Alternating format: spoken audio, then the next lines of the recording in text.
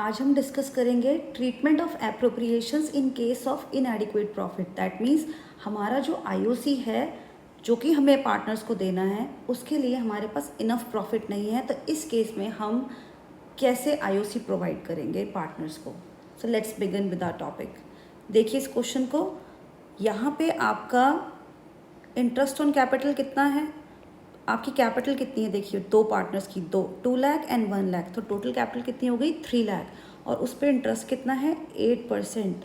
तो बताइए 3 लाख की आपकी कैपिटल है और उस पर 8% का अगर आप इंटरेस्ट देते हैं तो आपका टोटल इंटरेस्ट कितना बनता है 24,000।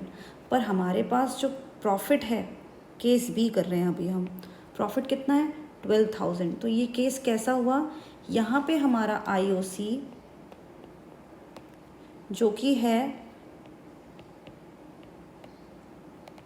8% के अकॉर्डिंगली बन रहा है 24,000, बट हमारा प्रॉफिट कितना है सिर्फ 12,000। तो यहाँ पे जो प्रॉफिट है वो less than the amount of IOC है। पर हम तो पार्टनर्स हैं, क्या अगर हम पूरा आईओसी ले लेंगे तो फर्म को हो जाएगा लॉस, पर ऐसा नहीं होता क्योंकि पार्टनर्स एक फैमिली की तरह होते हैं फर्म के लिए, तो वो फर्म को लॉस नहीं क्रिएट करते। यहाँ पे वो कहते हैं फर्म को जितना तुम्हारे पास प्रॉफिट है उतना ही हमें एज एन आईओसी बांट दो, बाकी अमाउंट हम कॉम्प्रोमाइज़ कर लेंगे। तो यहाँ पे होगा क्या, पहले आप आईओसी का रेशियो निकालें। दो पार्टनर्स है ना, नाम देखो क्या है इसका, जिगेश और महेश। तो इन दोनों का आईओसी बनता कितना है, अगर नॉर्मल सिचुएशन में देखें तो 2 लाख का 8% होता है 16,000, और महेश की कैपिटल कितनी है 1 लाख, तो 1 लाख का 8% होता है 8,000। तो इनका आपस में रेशियो कितना बन रहा है 2:1। बट मेरे पास और टोटल बन रहा है 24,000, पर मेरे पास प्रॉफिट कितना है सिर्फ 12,000। अब कौन कॉम्प्रोमाइज़ करेगा, तो इस केस में जो मेरा अवेलेबल प्रॉफिट है जो कि है 12,000, तो हम फर्म कहेगी पार्टनर्स को कि यही है। सो इस केस में हम अवेलेबल प्रॉफिट को एज एन आईओसी बांट देंगे, ठीक है। तो अभी आपका प्रॉफिट कितना है 12,000, मैं यहाँ पे आपको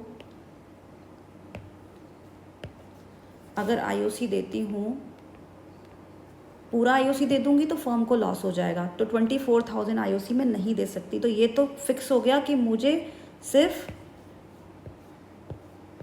12,000 ही जो मेरे पास प्रॉफिट है जो कि एज एन आईओसी डिस्ट्रीब्यूट होगा। तो हम अवेलेबल प्रॉफिट को एज एन आईओसी दे देंगे। तो ये अवेलेबल प्रॉफिट अब 3:1 में ना बट के, ये 3:1 में नहीं बटेगा, ये किस रेशियो में बटेगा, अब आईओसी के रेशियो में, और आईओसी का रेशियो क्या है 2:1, ठीक है। तो अब आप जिगेश को आईओसी देंगे, महेश को भी आईओसी देंगे, लेकिन 24,000 नहीं देंगे, 12,000 देंगे। और किस रेशियो में देंगे 3:1, तो प्रॉफिट शेयरिंग रेशियो है। मुझे अवेलेबल प्रॉफिट को एप्रोप्रिएशन के रेशियो में बांट देना है, मतलब मुझे अवेलेबल प्रॉफिट को एज एन आईओसी बांट देना है। तो रेशियो क्या रहेगा 2:1 रहेगा, ठीक है। तो कितना बटेगा 8 and 4।